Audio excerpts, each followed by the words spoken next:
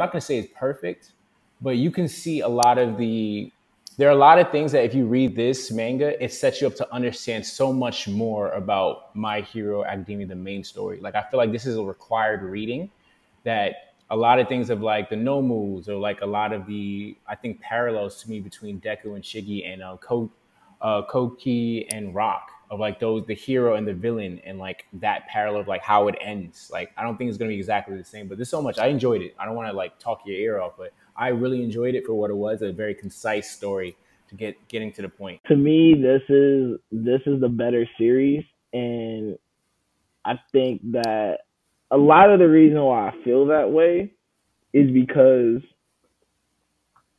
like you said, like reading obviously it's a prequel. And if you have not read My Hero Academia Vigilantes, it follows a young man named Kochi, who isn't a licensed hero, but he still uses his quirk to help others.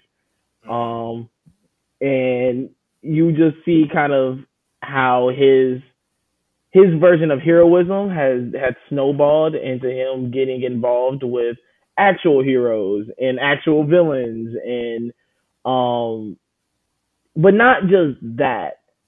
The reason why I like this series so much more is because not only do you figure out him about like as a hero, obviously, but the simple fact that he isn't a licensed hero means that he deals with real life problems and real life issues. So like you don't see him just grow as a hero. You see him just like grow in life as a person. Like he goes through things that are just like, that regular humans or just everyday people probably have to go through. He has to go to work. He has to figure out like, dang, what do I want to do with my life? He paying rent. Just like little things like that where you're kind of just like, it really gets you into like the life of what, what I'm saying? Like, how is daily, everyday living for people who are, who aren't heroes in this society, and, seeing the ones who do have quirks and how they use them in their everyday life. Like, it is, I don't know, for me, it tells a realer story. And I think that here on the Big Eyes podcast, we have talked about it a lot, about that is something that we really enjoy.